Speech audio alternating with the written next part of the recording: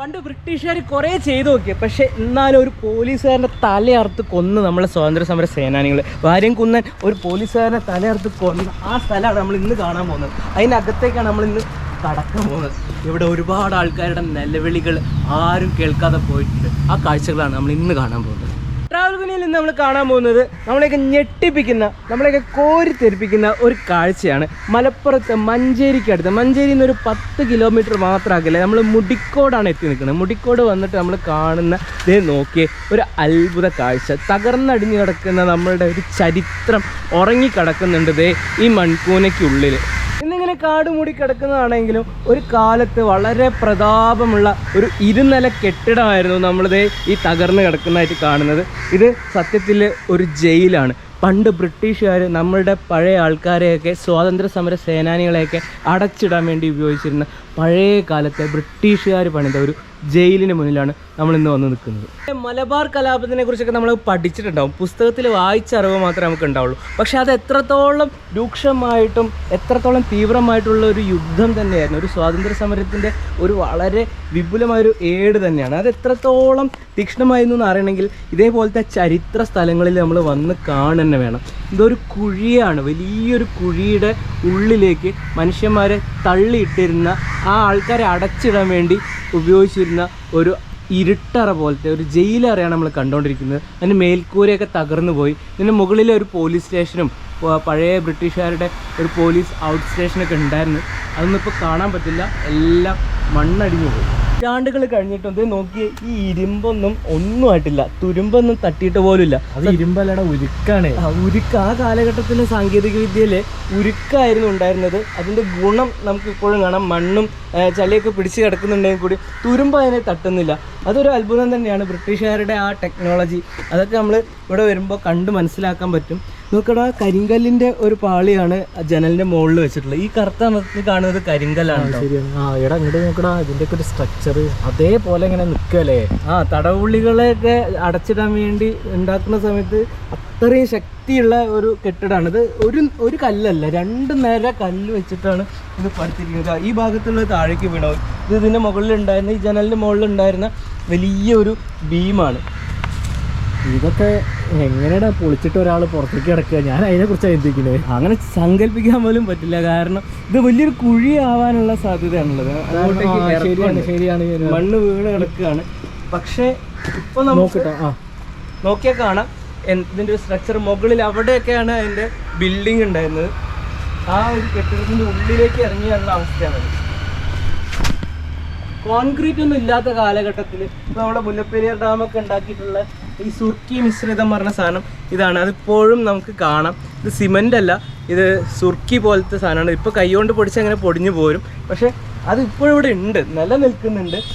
ഈ തേപ്പ് കണ്ടാൽ പറയാം, ഈ തേപ്പാണ് ഇപ്പോൾ നമുക്കിങ്ങനെ വേണമെങ്കിൽ തൊട്ടാ വീഴുന്ന രീതിയിലായിട്ടുണ്ട്. അത് ഏകദേശം മഴയും വെയിലും ഒക്കെ കണ്ട് കിടക്കല്ലേ, അതുകാരനാണ് ഇപ്പോൾ വീണുകൊണ്ടിരിക്കുന്നത്. പിറകിൽ കാണുന്നത് പന്തല്ലൂർ വില്ലേജ് ഓഫീസിൻ്റെ ഇപ്പോഴത്തെ കെട്ടിടമാണ്.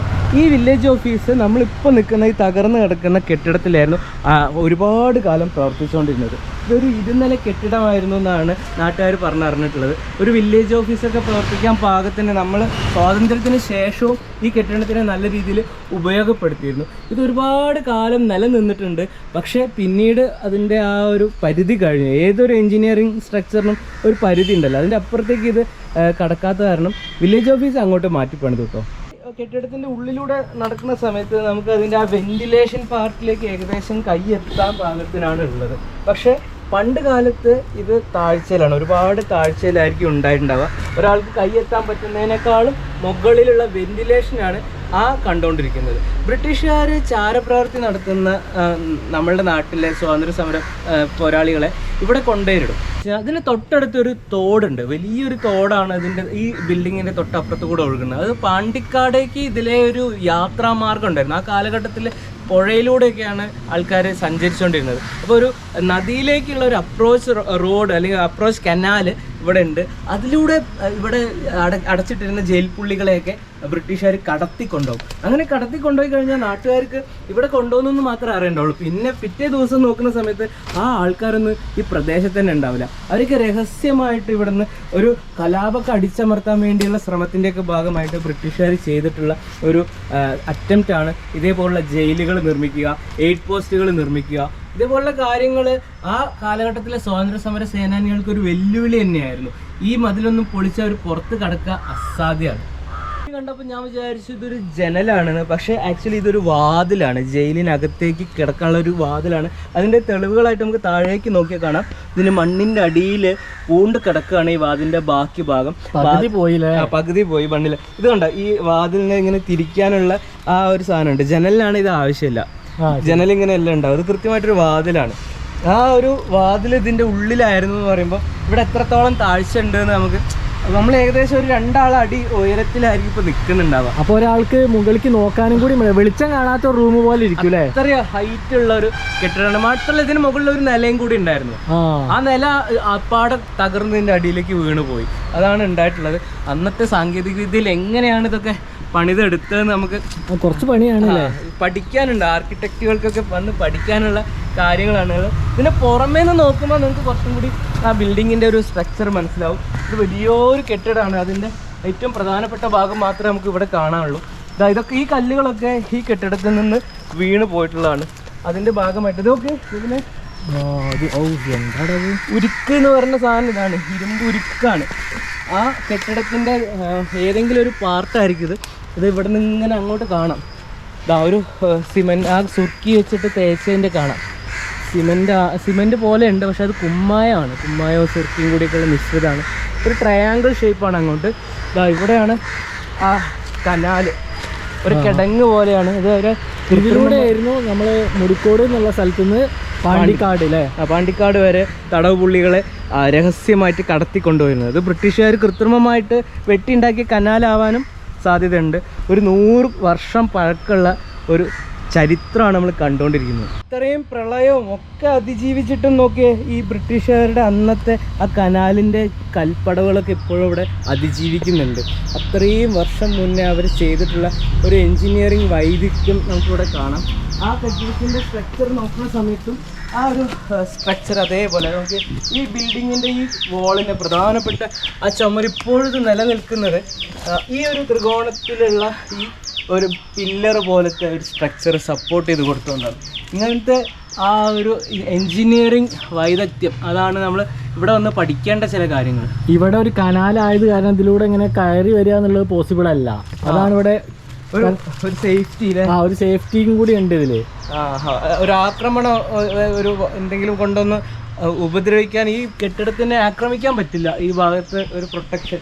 അതാ എല്ലാ കോട്ടകളും ഇങ്ങനെ ഏതെങ്കിലുമൊക്കെ വെള്ളത്തിൻ്റെയൊക്കെ ഒരു സംരക്ഷണം കൊണ്ടാണുള്ളത്. ഇങ്ങനെ ചുറ്റി നടന്ന് കാണുമ്പോൾ ഒരുപാടുണ്ട് കേട്ടോ. ഇവിടെ നോക്കിയേ, ഈ മരങ്ങളൊന്നും ഇതിൻ്റെ മുകളിലേക്ക് വീണിട്ടില്ല.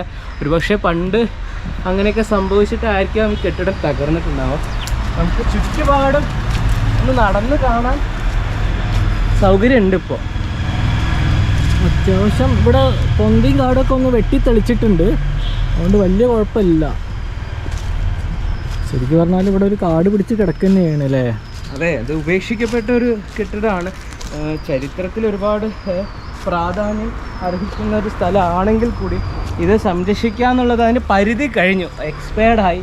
ഇനി ഇതെങ്ങനെയാണ് ഇത് ഒരു ഓർമ്മയായിട്ട് നിലനിർത്താൻ മാത്രമേ നമുക്കിതൊക്കെ ഇങ്ങനെ ഒരു വീഡിയോ ആക്കി എടുത്തു കഴിഞ്ഞാൽ അതെങ്കിലും ഉണ്ടാവും. കാരണം ഒരുപാട് ആളുകളുടെ നിലവിളികൾ കേട്ടൊരു സ്ഥലമല്ലേ? അതെ അതെ, ഒരുപാട് കാര്യം പോലും അറിയാണ്ട് കേൾക്കാതെ പോയ ആ നിലവിളികളൊന്നും ആരും കേട്ടിട്ടുണ്ടായിരുന്നില്ല.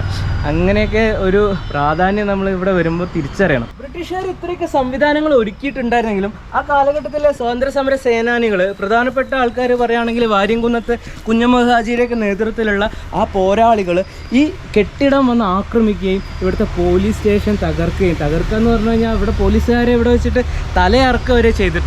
അന്ന് ഈ കെട്ടിടത്തിന് അവരെ കൊണ്ട് പറ്റാവുന്ന രീതിയിലുള്ള പരിക്കുകളൊക്കെ ഏൽപ്പിച്ചിട്ടുണ്ടായിരിക്കണം. എന്നാൽ കൂടിയും നമുക്കിപ്പോഴും ആ ചരിത്രം, ഇവിടെ ഇങ്ങനൊരു ചരിത്രം നടന്നിട്ടുണ്ടെന്നുള്ളതിന് തെളിവായിട്ട് ഇതിപ്പോഴും ഇവിടെ അവശേഷിക്കുന്നുണ്ട്.